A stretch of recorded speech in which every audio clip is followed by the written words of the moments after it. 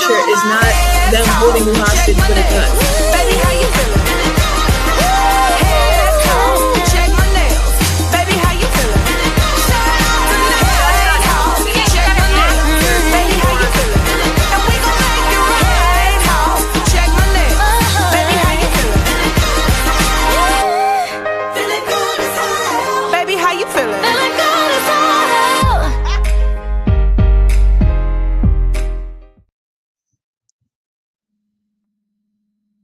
All right. Hey, everyone. Welcome back to the All Elite Heat podcast. Yes, it is I. I am back. I am back because the Knicks won the championship. So I can be here now because they're no longer playing. We have the parade tomorrow. Good times. Bobby, how you feeling? Hello, Sheriff. I'm doing wonderful. Yeah. Yeah. How about them New York Nets? Big shout out to the New York Nets after ending a very long drought. Yeah. That's champion New York Knicks to you. Correct. It's been over Oh, 50 years.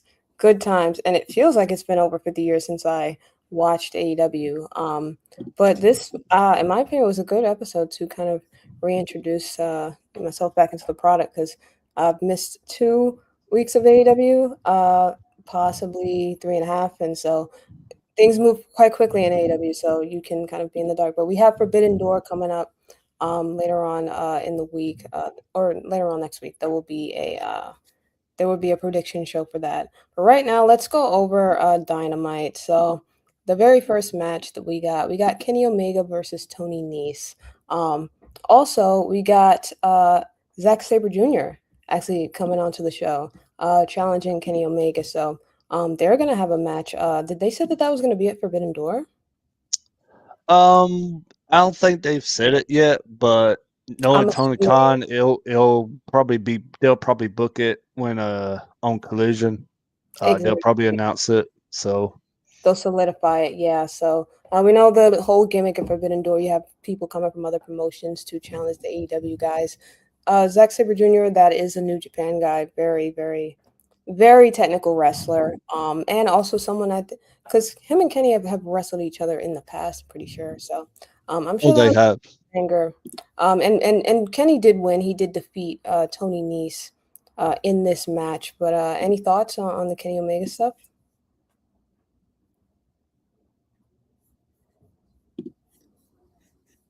Oh, Bobby, you're muted. Oh, There you all go. right. Oh, sorry about that. Oh, I didn't even hit no button. I swear. No. Wow. Um. Oh, dang. What did you just say now? Okay. Oh, sorry. Yeah, I was asking about any thoughts on the Kenny Omega stuff. No. It looked like to me it was a short match. Um. Kenny Omega ended up picking the win. Uh.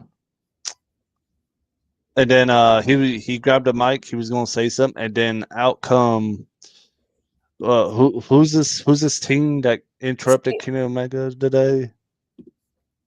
Hey, Jeffrey, Zack Sabre Jr. or ZSJ.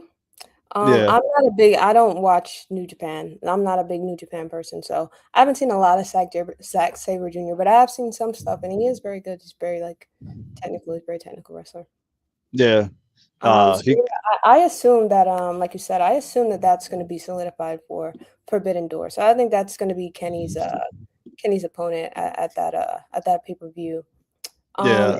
So, going back into the show, so we did get a recap kind of the War Dogs and kind of the stuff that they've been doing recently. They recently got a win over the Young Bucks, and going into that or coming out of that kind of vignette, we got to see the Death Riders make their entrance. So more specifically, we saw Daniel Garcia and John Moxley. So they're representing the Death Riders. They're going to face Bandito and Brody King. I don't know what happened the previous 2 weeks, but I feel like it's been a while since we finally got to see Brodito kind of reunite. They've been doing a lot of single stuff Yeah, recently. yeah. I think Sheriff, to piggyback off what you just said there, I think it was great that we saw them being a tag team uh tonight. Don't get me wrong, they're great as singles comparators, but I think they're great as a tag team.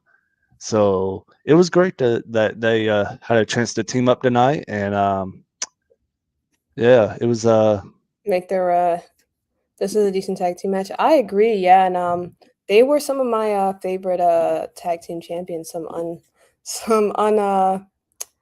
unassuming partners coming together to actually when I went to because I was at Double or Nothing live and for free they had Brody King there taking photos and signing autographs. But when we went up to the line, they said, "Oh, the person that's last in line, they're the last person," and so they told us we couldn't go. And I was like, "Wait, what? Like just 2 seconds? If I was just 2 seconds earlier, I could have got a free picture with Brody King, whatever." right. Shout out to Brodito. They did win this match. Bandito, I believe, pinned Daniel Garcia. So, and then after the match, we kind of went backstage. We saw basically every single member ever of the Don Callis family. It's a big family. It's the Brady bunch. You had Kyle Fletcher with like 50, 11 people behind him. It's getting kind of outrageous, the Don Callis family thing. I think they need to stop adding people to this kind of stable here. I do like the work that Don Callis has done. Katie, how did you get here? Well, you're muted as well. You and Bobby. You and Bobby be love to be muted. Oh, hello everybody. I don't know what happened to Bobby. He disappeared. So you got me. Hi. When did he disappear? To be honest with you, I was looking at a whole new tab. Oh, there's There he Bobby. is. And then I Well, went back to maybe. the tab and I was like, oh wow, Bobby looks different. What happened to Bobby, your hair grew. Interesting. Katie booted Yep. Bobby. Yeah. I wish it would be that easy, but I don't know. For some reason Bobby's still struggling here, so. Oh yeah. How rude. All Yeah. Oh my goodness. The nerve of Katie. I What did know. I'm just so evil. See? I've just got a little spinner on. Spin, spin, spin. We'll wait for him to get settled. But yeah, what were we talking about? Sorry. we were talking about the Don Callis family. So they're Ugh. supposed to be facing Mike Briscoe and some partners, but they took out Ishii. They decided to all just kind of jump him. So they wished Mike Briscoe luck in finding some tag team partners to kind of round up to go against them. So hey guys, the Nick Housen's won thanks to Danhausen. I'm gonna be honest with you. Is Danhausen a true Knicks fan? I don't know. I actually don't know. Is he like a longtime Um, Knicks fan? If he is, that's fine. um, Wait, okay, well, this is no longer the All Elite Heat podcast. This is the Tamara podcast. Ooh. Danhausen cursed me for asking that question. Oh my goodness. The curse is real. Danhausen, I'm so sorry. Don't curse the show anymore. I was just asking a question. I was not accusing. Watching WWE now, share. See, that goes back to my point. Don't curse the show again. I just want to make my point, Danhausen. Why are we crediting Danhausen, okay? I hate people trying to jump on this moment, okay? If you wasn't here, if you wasn't with us shooting in the gym, if you wasn't here when we was down and out, don't be trying to take credit for the Knicks win. I'm not trying to hear that. Maybe Danhausen's a true Knicks fan. I don't know. But I'm looking at you. I'm looking at you, Mr. Hausen. Anyways, back to the show. What was next? Oh, Tommaso Ciampa. He's kind of beefing with Chris Jericho, so he might have her co-host. Yeah, that was an accident, Bobby. I think he should yeah. get a. I do not think so. I think the long-suffering expense should Wow. be a thing. It's been a long time. What is it? Tommaso Ciampa is saying that he hates Chris Jericho. Yeah. Because he used to respect him. He is the inaugural AEW World Champion. That is true. But the Chris Jericho of 2026, he says he's just a guy that's desperate, clinging on to the coattails of the young talent, trying to keep his name relevant. But yeah, he says he wants to challenge Chris Jericho to a match and see if he still got it. So we'll see. Bobby, when you just took your little when you took your little vacation there, What's your any thoughts on the AEW show so far? Uh, it's dang, I did not mean for that to happen. I did not hit no button at all. Oh wow, It's jeez. no, it's fun because wait, the CEO is fantastic. Obviously, I also missed Mercedes' return, although I did know that it happened. I know that she was the wild card, which was something Really? that I actually. Thank you, Katie. That was something that I actually slightly predicted. I said that she could possibly be the wild card, and she was. I'm happy to see that. Been endorsed, Ciampa versus Jericho. Uh, That's the $1,000,000 question because again, so okay, that so before my laptop or I lost your connection or vacation. something. Yeah, we were last thing we were talking about was oh dang. Man, To be honest, jeez. I won't be able to answer that because I actually don't know when you dropped out. I was looking at a completely other tab, and then when I opened this tab again, you were Katie, and I was like, "Wow, Bobby, you've changed." Yeah. Wow. But anyways, yeah, going back to the Dynamite tonight. Yeah, after we had the Death Riders and Brody King and Bandino wrestle, we had backstage with Don Kai's family. They were talking. MJF was picking his 5 guys for Forbidden Door, Correct. and yeah, he picked his 5 guys: Kevin Knight, Kyle Fletcher, Okada, Andrade, and there was one more. I think it was wait, you said Kyle Fletcher, Andrade. There's so many members of the Oncal's family. Kevin Knight. Kevin Knight, and then obviously MJF, and then I know I'm missing one because it was a well, we know who it's not. It's not Ishii because they they beat him up, and he's tag team match. Dropped out on tag team match with Moxley. Ah, there we go. We were talking about the Moxley match. That Brodito won. yeah, So yeah, that was Daniel Garcia and Moxley actually. right. And yeah, actually, I think you said that it was good to see them team again because I had mentioned. Remember, I had mentioned it had been a while since they actually teamed because they were doing single stuff. Yes, exactly. And then Jeffrey. Sorry, but Jeffrey said, would that be a match at Forbidden Door Ciampa against Jericho? It might be. It is looking that way. So yeah, because I know in the past Forbidden Door is strictly you versus somebody from another company, but they in recent years they've really kind of relaxed that I guess gimmick because I mean maybe messing it up. I see. Yeah, Katie's internet is cursed because I questioned Danhausen as an X-Men. The boom. I just like that. I lost my train of thought. ADHD guys.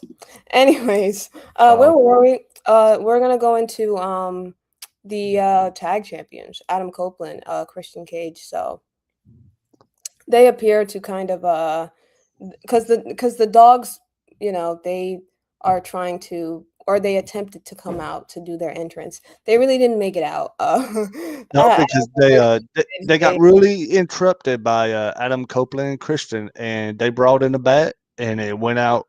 It went out to the runway, out at the ring, and Copeland and Christian cleared the ring, and the dolls left, and they got on the mic and cut a promo. and it's interesting because they kind of they made reference to the fact that they used to feud a lot with the APA, the New Age Outlaws, Cope and Christian back in the WWF days, and the dogs, they're young dogs, they're pups, and they feel like it's their time, and they feel like these are the old geezers kind of taking up a spot from the young talent, and they said, okay, well that's fine. We're gonna see some old man strength on display at Forbidden Door. So dogs actually are gonna challenge Christian and Copeland at Forbidden Door. So I think they did say that explicitly that that's gonna be the match for the tag titles. Oh, Um, okay, gotcha. they Okay. ran like pups. Yeah, yeah, definitely did. They scurried. Cage and Cobra are awesome. I agree. I've been looking forward to this tag title run for a long Yeah. time. So I'm And glad. yep. But I overheard you mentioning the return of 2 weeks ago, Mercedes Monet, Miss CEO. Which, jeez, Yeah. y'all know I can't stand her. And by the way, she won her match tonight, so she's in the finals for the And second year in a row. yeah. Actually, we'll get to that kind of soon. Yep. But speaking, because that is kind of the next match. But speaking of the women, though, so at Forbidden Door, Thekla is defending her title against a Forbidden Door opponent. It's a young wrestler from Japan. I think it was Starlight. Starlight is hold on. Yeah, It's, Starlight Kid. yep. I knew there was a second word there. All I remember was Starlight. Okay, so Starlight Kid, and so she really doesn't appreciate the fact that because we know that Thekla kind of returned over to Japan and was doing some work over there, and she was disrespecting the logo, disrespecting the company, and Starlight doesn't like that. So she said that she's gonna win the AEW World Championship match, and she's gonna bring the title back to Japan with her. Um, we did get a response from Thekla, and she Yep. actually showed a little bit she showed a little bit of respect. She says, I've been there, the hard work life of being over in Japan in the dojo and being on excursion and doing stuff as a young wrestler to kind of I guess work your way up. But be that as it may, she says she's gonna be her regardless. Tony Khan says that outside of AEW, Starlight is his favorite, which is interesting. That makes me want to go look and see what is really about this girl because I don't know a lot about her. It would be huge and it would be history. By the way, remember she won there before. Can you guys imagine her winning at All In? Yeah. I don't really know. I don't know really much about. I think he's talking about Mercedes actually with that comment. No, I don't really know, to be honest, much about Starlight either. Yeah, I've never seen any of her matches, but if they 'cause say I she's watch a lot good, of and stuff. So yeah, yeah, they and say Tony said she's his favorite. So I was like, okay, let me tap in. Let me check it out. It could be another Stephanie Vaquera situation where people don't know who it is and then they tap in because of the standout performance at Forbidden Door. Only this time, I don't think it's gonna end the way that did, but you know what I mean. But anyways, in terms of I think that Brodito. So because they won the match, right? Technically, Moxley lost. Moxley wasn't pinned though. I think Daniel Garcia got pinned. he But be did. that as it may, Bandito wants to challenge Moxley for the Continental Championship at Forbidden Door. And so he's saying we've been doing tag, kind of like we mentioned earlier. We've been doing tag stuff or single stuff for a while. And on that singles conquest, he says his next his eye is now on John Moxley. We did see kind of Brody have a singles title match recently and lose that. So now we want to see Bandito wants to have another chance to win another singles title. He's got that Ring of Honor title. So we'll see. Yeah, I do anticipate he'll accept. So that'll be the match at Forbidden Door. It'll be Moxley and Bandito. yeah, But because Moxley did agree to it backstage when they were talking about it, and he said, "I accept, compadre," and yeah, Compadre, yeah, yep, I think Tony's like, Tony Khan. He's like, that say no more. So you really needed to do. So I think that's gonna be the match. So that's they're really setting up the pay per view. They've got all of the champions kind of defending their titles so far. And then the next match is actually it's for the Owen Hart semifinals. So we have Hazuki versus Mercedes Moné. And so this match was actually I think that Mercedes, I don't know what it is. She had some time off where she was resting, but she's got really like a mean streak in the ring. She's been a lot more kind of I guess you could say aggressive, like her moveset, her ring style. It makes it very interesting to watch. And she still, even though she I don't know if she got a big pop for her return in terms of like a baby face pop, but I know she you were did. It interested. it it did it did when she returned. When she returned, it did sound like it was a baby face pop. Was doing babyface. I Yeah, don't think that she's gonna try to. I don't think she's gonna try to lean into that at all. And evidently she's not. She did, yeah. because when someone, I think it was the same too when she debuted. I was there live actually when she debuted in Boston. She got a big kind of like babyface pop because everybody is so much excitement for her debut, the same way there's so much excitement for her return. So, but that excitement, I think, is gonna people are naturally she's a heel. Naturally, you're excited they're back, but they're not. She's not a baby face, right? So I think she knows that that's not gonna sustain. So she made sure to. But I think she's going out of her way to really just be on a mean streak to kind of solidify like this is not on a babyface shit. Like just to let you know, I am still a heel and I am still the CEO, Mercedes Moné. So she won Well, the match. She tapped her out, but she kept the hold on her classic heel move until she kind of really decided to give up and let it go. So she's gonna advance to the next round. What's your take, Bobby? Mercedes always has had a mean streak. Mean streak. I meant in the ring. Um, yeah. Am I surprised she won this match and is the finals? I guess I'm not. Even though I can't stand her, that she's overrated. Definitely. Disagree. How could you? That is your CEO, Bobby. No, that ain't my CEO. That may be your CEO. That ain't my CEO. Maybe Thecla's your CEO. What if she faced No. Thecla, who's a heel? So AEW does this. Because I think when Chris Statlander faced Tony Storm, they were also two baby faces. Yep. Although I thought that they were going to turn Chris heel, they should have. I still wish they did. I don't know why they didn't do that. We had a long time.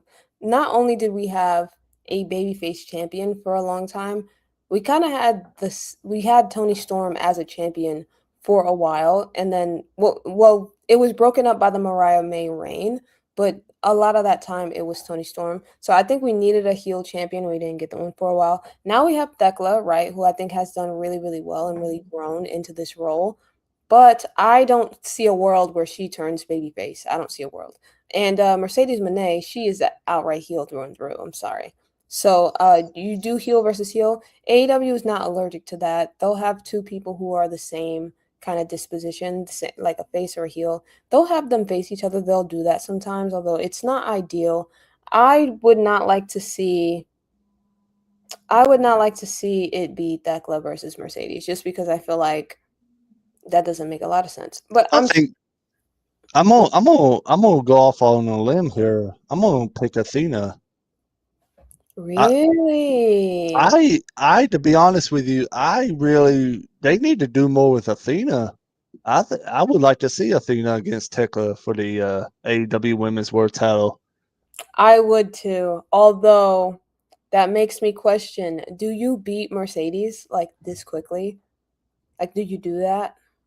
If if you want to if you want to surprise everybody, because everybody's I'm guessing assuming that Mercedes gonna win this.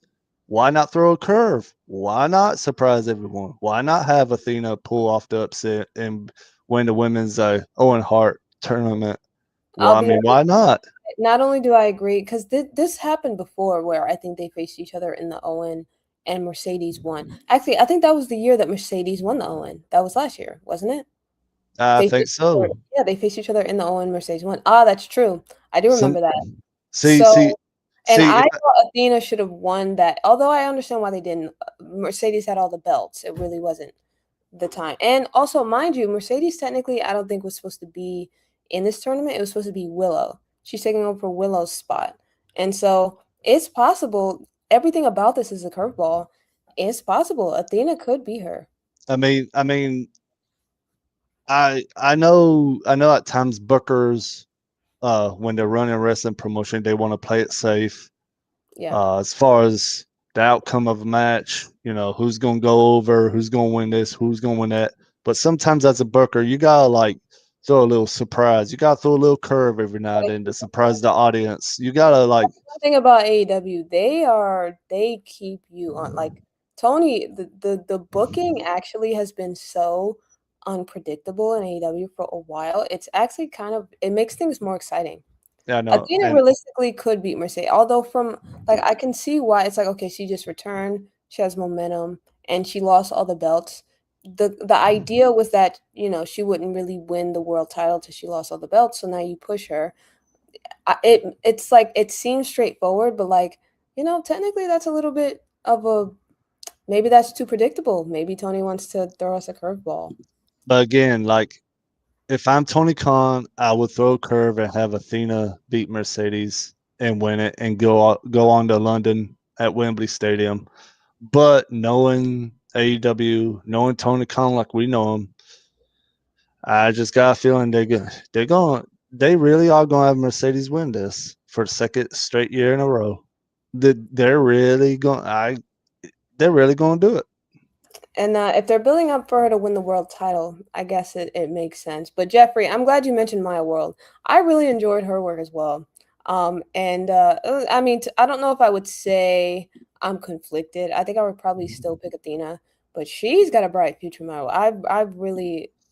Or them like, because I think she has a tag team partner. I don't remember her name, but I've seen them in tag team matches. They're very entertaining to watch. I like them so. Yeah, that was for the women. I guess we'll move on to well, it's not a match, but it's a very emphasis on very long promo. We got Will Ospreay and and Swerve Strickland. Of course, he had Prince Nana with him, and he says that him and Will they used to, because Swerve used to be a babyface.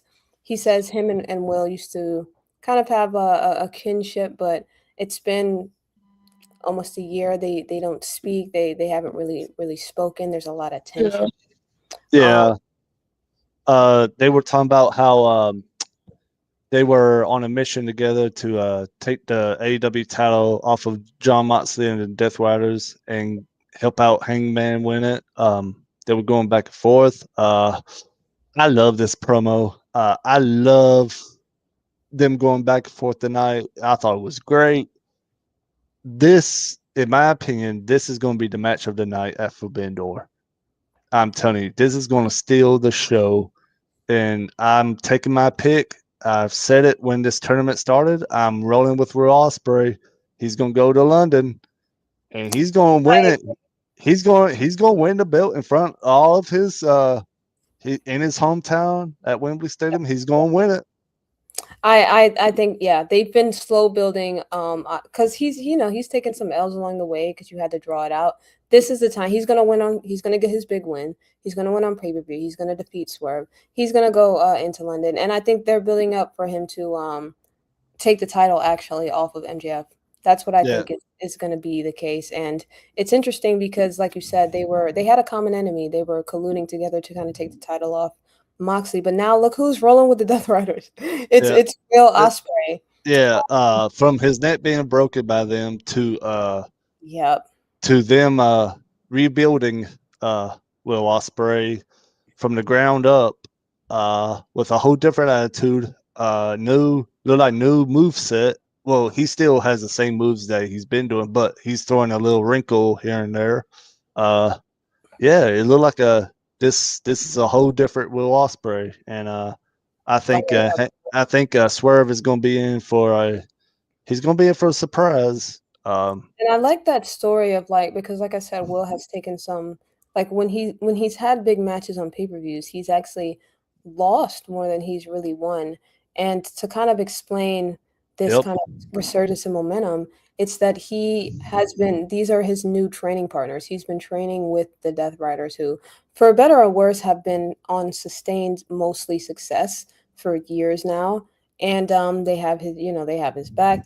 And so he's like, I'm doing better now because I've been training. I have a new mindset. I've been locked in. Like you said, it's a different kind of aura coming from him right now that is very different from what we've seen from Ospreay. I definitely think he's beating Strickland. Strickland did well, actually, to be honest, Ospreay hit him first, but Strickland had the chain, and he was gonna try to hit Ospreay with it, but then the Death Riders came out to kind of make the save and stop the tension, so it didn't go through. So they'll clash officially at Forbidden Door. I agree with your prediction. I think Ospreay's gonna take it. But speaking of Forbidden Door, so Chris Jericho, there was an interview backstage. And so He says that he's gonna have a face-to-face actually with Tommaso Ciampa on Collision. So that'll be Yeah. on Tuesday. I'm assuming that they'll solidify the match for Forbidden Door between them. Jericho, the man. All right, if they do book this match at Forbidden Door, I'm gonna roll with my boy Jericho here. But I love Ciampa. I love Ciampa. I really do. I got a picture with Ciampa. Okay, long time ago. I love Ciampa, but I've been a Jericho fan for a long time. I gotta roll with Jericho here. Yeah, and Jericho's been taking some L's. He's got to get some kind of win Yes, he outside of has. the tag team Yep. match that, or the big, I guess, multi-man match that they had on one of the pay-per-views. But then again, I feel like Ciampa's been taking a lot of L's recently too. He won the TNT title and then immediately lost it, and then it's just been Yeah. kind of L's from there. It'd be interesting to see what kind of momentum he's going to be able to build. Mad Dog wrote, Sheriff, I tell you all the time, if you're going to say his name right, say it. Say it. Will Ocean Spray. He also Mad said, Dog, was boo. it?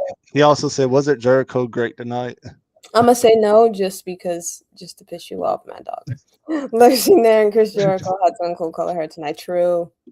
I agree with Bobby. Jericho does need to does need a win. Ever since he came back, he hasn't had. Fun facts with Mad Dog. Yeah, pretty much, basically, yeah. And this will not uh, this will not hurt Ciampa if he loses to Jericho. It really won't. And so we actually got more from the Death Riders and Will Ospreay. Moxley's trying to keep Will's head in the game. He says not to worry about the words, to just kind of stay focused. Because, like I said, that was a long promo. That was a tense promo between him and Swerve. He's like, words are words. Sticks and stones may break my bones, but words may, that kind of thing. They're just words. Words, you gotta let it roll off your shoulder. Words are just Yep. words. Mm-hmm. And then we got the AEW World Champion. He's also with the Don Callis family, his teammates, and Mark Briscoe. Him and MJF. They have a very, very, very long rivalry. Wait, Bobby. Yeah. Give me one quick second. Or actually, if you want to recap, you can. But I need a quick second. 1 second. Oh, that's fine. No problem. I'll wait. But yeah, guys. We had after that promo, after Will Ospreay, Daniel Garcia, and John Moxley backstage. Moxley telling Ospreay that it just words. You're this close to going to All In. I mean, yeah, All In up in London and everything. They're just words, man. So Ospreay just gotta get his mind, let that go, and just focus on his match. Don't let Swerve get to you. Correct. And I think the thing about Case's commercial, a little too Yep. late for that. Actually, maybe that would have been a good idea. But nah, we're on a roll now. We're gonna keep it moving. Sorry, Yeah. Case. Yeah. Mark Briscoe. So about so basically, Mark Briscoe and MJF, because the conglomeration, they're basically putting together a team to basically face each other and coming out with teammates. And so actually Tony Khan told them, because there's a lot of people involved in this match, right? I think Kyle O'Reilly actually said this. If anybody gets disqualified, if they do anything, right, to kind of be out of line, they'll be barred from Forbidden Door. So Yes. everybody involved in this match, all the members of the conglomeration, they got to be on their best behavior. Yeah. So this was the main event tonight, Yeah. right? The main, yeah, that's tonight. So, well, that's the very next match. Yep. Nobody can get disqualified. You gotta kind of be on the straight and narrow in this match, and it's a lot of, oh my goodness. Let me see. So we've got Kyle O'Reilly, Mark Briscoe, Orange Cassidy, freshly squeezed. That's key, freshly squeezed, and Roderick Strong versus And Andrade El Idolo. if you get one other guy, Takesha. Takeshita. sorry, Darby Allin, Takeshita, Yep. Kyle O'Reilly, Mark Briscoe, Orange Cassidy, Roderick Strong. That's the 6, right? Yes, I'm correct. And then we have Andrade El Idolo, Drake Doyle, sorry, Okada, Kevin Knight, Kyle Kyle Fletcher, Fletcher, MJF. AEW, yeah, AEW World Champion, MJF. Oh my goodness, that's a lot of people. My gosh. So basically, you have the conglomerate in there, you have the Don Callis family in there, and then you have some singles people in there. You have ex Don Callis family in there, Takeshita. So that's an old. Fletcher hates Kevin Knight. Yeah. Yeah. Jeffrey said y'all realize Andrade and Cal Fletcher don't like MJF. I do know that Andrade does not like MJF because he wants a shot at that world title, but I feel like Don Callis is like really holding him back. That's why I said last week. I think he needs to step away from the Don Callis family, Andrade, and just focus on just not being in a group, just doing it by himself. Yeah. And yeah, and when you're the world champion AEW, no one really kind of likes you because everybody wants the AEW world. Unless you're like locked in a blood feud, you're talking about the AEW world title. Like you're trying to win the world title, which I like. I like that style of booking. It gives the title a lot of emphasis. Yep. You could say the Don Callis family. See what you did there. Callis, speaking of Don Callis, he got involved quite a bit in this match. He was on commentary, actually, as he does usually. And so you could see that, you could see like towards the end, when one of the guys was getting pinned, you can see Don Callis try to come in to like distract the referee, right? And that allowed, basically, like basically they were able to win by submission because off the distraction, MJF was able to do the armbar, and so then he submitted him, and then they were able to win. He submitted Roddy, I believe, Roderick Strong. It was a lot of people in this match. It was a lot going on. Injured with his left leg. Yeah. Oh wait, I think it was last week when I was about how are they going to do the steel cage match with that many people. Well, I guess we won't know until Forbidden Door. but then again, AEW loves to do these. That's like why they have the Stadium Stampede and stuff like that. They love sticking 11 people in a ring and being like, here, have a match. Like they love doing that kind of thing. And so yeah, we did get to see, even though it was some tension on their end because like Jeffrey pointed out, no one really likes MJF, especially now that he's the champion. I mean, no, they didn't even really like him before, but especially now that he's the champion, he's kind of a lone wolf. But they did get the win tonight. And then after the match, the heels kept on being heels. So they basically proceeded to beat up everybody on the other side. And MJF, he still got the Dynamite Diamond ring because he was the winner of that for like 5 years straight. So he basically knocked Mark Briscoe out with that ring. We did kind of see Andrade, like Jeffrey said, we did kind of see Andrade trying to get at Max a little bit towards the end, but he he says that he promised that he'll eventually get his title match, but for right now they need to stay focused on like their common enemies. So that's pretty much Dynamite ended. This protect MJF. Yeah. Yeah, I was gonna say Jeffrey said and MJF is injured with his left leg. I did not know that, Jeffrey. I did see that story, yeah. Yeah. I think this match was to protect MJF. I agree there. He also said, I think Kyle Fletcher and Kevin are going to explode too. I don't know about that. I don't know. And we'll just have to wait and see. And see, what is your grade overall for Dynamite tonight? Overall, I think it was good. I think it was better than last week's, I thought. I missed. It was a good show for me to miss then last week. Yeah. Again, what I love was I think one of my favorites was the promo with Ospreay and Swerve tonight. That was my favorite as well.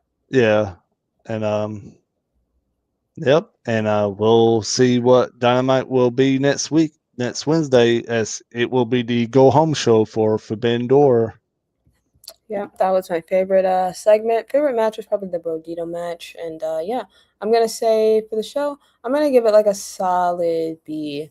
Maybe it would be higher or lower if I had the context of the previous 2 episodes, but I am going to go back and catch up on that before the pay-per-view so I can be in the know. This is Yeah. fun. Cal pushed Kevin out the way when they were celebrating. Yeah, see, that's why I said on the heel side, it was not a lot of there's not a lot of love loss. Yeah, if you look back at the match, MJF left was taped up, insane work. But that's a hardworking man in the business. MJF, he's always, regardless of any kind of injury or anything, he's always kind of on the go. Yeah. If I had to grade tonight's AEW Dynamite, I think I would agree with you, Sheriff. I would roll with a B on it. I will give it a little bit more, but I think I'm gonna play it safe and give it a B. B plus players, yeah. Anyway, okay, it's getting a great show, guys. Thank you. I'm gonna give our show a solid B as well. Yeah. Anyways, thank you guys for joining us. Any final closing words, Bobby? No, guys, just y'all be sure to tune in for the rest of what we got for UPR later on this week. And thank you guys for tuning in tonight. I give it a B too. What, our show or the AEW show? Just kidding. Just kidding. Great recap, guys. Thank you. Thank you guys for joining us. I'll see you all on the flip side.